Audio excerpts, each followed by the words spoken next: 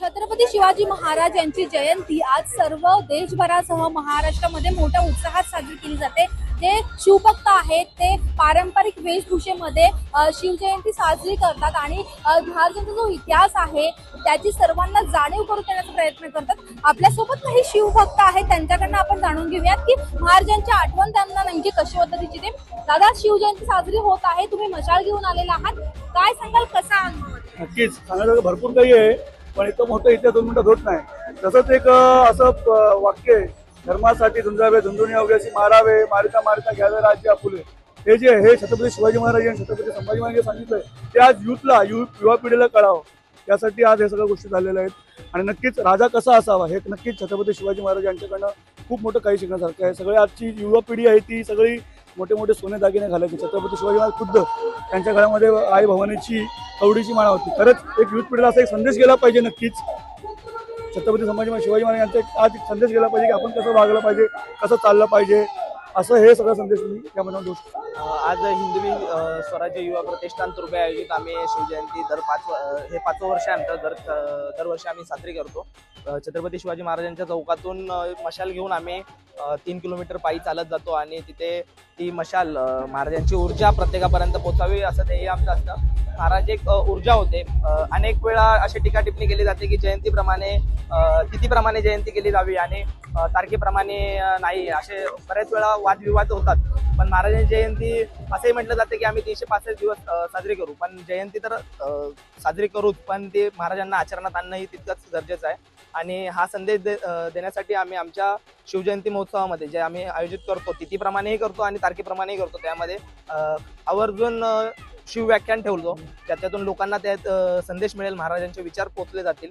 त्याचबरोबर मर्दानी खेळ, जे महाराजांच्या काळामध्ये तलवारबाजी हे खेळ खेळले जायचे आणि आताच्या पिढीला ते खेळ कदापि माहितीही नाही आहेत, त्यामुळे आम्ही अशा कार्यक्रमांचं आयोजन करून आमचं मंडळ साजरा करतो। जाऊनच्या लेकींना आज शिवजयंती आहे, खूप म्हणजे सांगायला तर खूप सारं आहे, पण कसं आहे ना, सांस्कृतिक कार्यक्रम असतात, त्यानंतर आम्ही सांस्कृतिक जे वेर केले ते बघून आम्हाला खूप आनंद होतो की आम्ही जे पहिले जे वेर करायचे त्यात आम्ही पण ही आज वेर केले, तर खूप चांगलं वाटतं।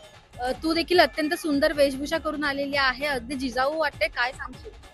माझं काय नाहीये, पण हे सांगायला आली आहे की आपण जसं बघतोय की आपल्या देशभरात काय चाललंय, मुलींवरती जे आपलं चाललंय, तर हे आपल्याला शिकवायला पाहिजे की जिजाऊ जे होते शिवाजींना शिकवलं, त्यांनी त्यांना माहिती दिली, तर तशीच सगळी जिजाऊ माता आपली जी आहेत देशभरातली त्यांना सुरक्षित ठेवावं असं सगळ्यांना संदेश देऊन मी जिजाऊचं असं थोडंसं केलंय मी, कारण आपण बघत आहोत की कसं आपले रेपचे केसेस वाढले झाले, तर त्याच्यामुळे आपण स्त्री आहेत, आपण तलवार पण उचलू शकतो आणि आपण बेलनेनी चपातीही बनवू शकतो, तर त्याच्याप्रमाणे एक संदेश देण्यात। आपल्यासोबत काही छोटे शिवभक्त देखील आहेत, त्यांना विचारूया, सुंदर दिसतेस, काय सांगशील? शिवजयंती आहे, आज शिवजयंती आहे, याच्या निमित्त सर्वांना हार्दिक शुभेच्छा।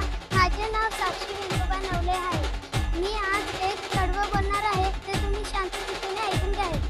हे सारे पाहिले की पुन्हा पुन्हा वाटते, शिवरायांचे 8वावे रूप, शिवरायांचा 8वावा प्रताप, शिवरायांचा 8वावा साक्षेप भूमंडळी।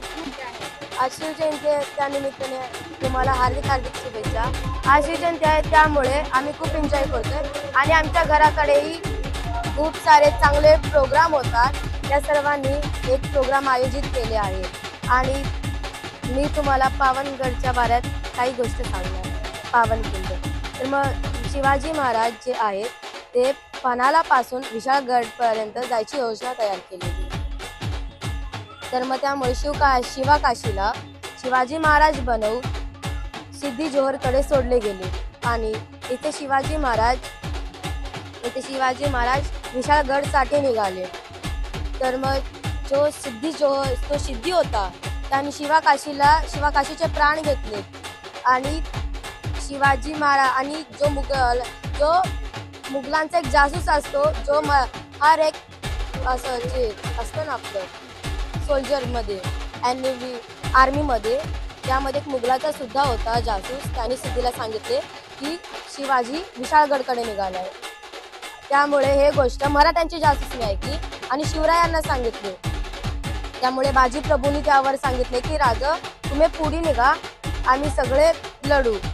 तर मग शिवाजी महाराज म्हटले नाही बाजी, आपण सर्व लढू आणि सर्व एका सोबत जाऊ, तर मग बाजीप्रभू म्हणाले नाही तुम्ही जावा, मराठ्यांचे तारणहारला काही व्हायला नाही पाहिजे. त्यामुळे शिवाजी महाराज पुढे गेले. आणि मग जेव्हा मागून मुघलांची सेना आली आणि आणि मग शिवाजी महाराज कुठे आहे? शिवजयंती निमित्त लहान मुलं असतील किंवा तुझ्या वयाची असतील त्यांना काय संदेश देशील? कसं त्यांचा काय झाला? इतिहास कसा आठवावं ते सांग. इतिहास आता जेव्हापासून आम्हाला शिवरायांची वेळ लागली ती चौथीच्या पुस्तकातूनच लागली आहे. त्यामुळे मी सर्वांना सांगते की चौथीची पुस्तक इतिहासाची ती नक्की एकदा ना एकदा वाचा. शिवजयंती तिथीप्रमाणे महाराष्ट्र शिवजयंती आहे. या शिवाजी भवानी सर्व महाराष्ट्र जल्लोषमध्ये आहे. भरपूर शिवाजी महाराज भरपूर कार्य आहे काय केले आहे. जय शिवाजी. तर आपल्यासोबत हे सर्व शिवभक्त होते, ज्यांनी सांगितलेलं आहे महाराजांचा इतिहास त्यांनी आठवलेला आहे आणि शिवजयंती मोठ्या उत्साहात साजरी केली जात आहे. त्यामुळे महाराजांचा इतिहास हा सर्वांनीच आठवावा आणि त्यांच्या आचरणमध्ये घ्यावं हे देखील महत्त्वाचं आहे.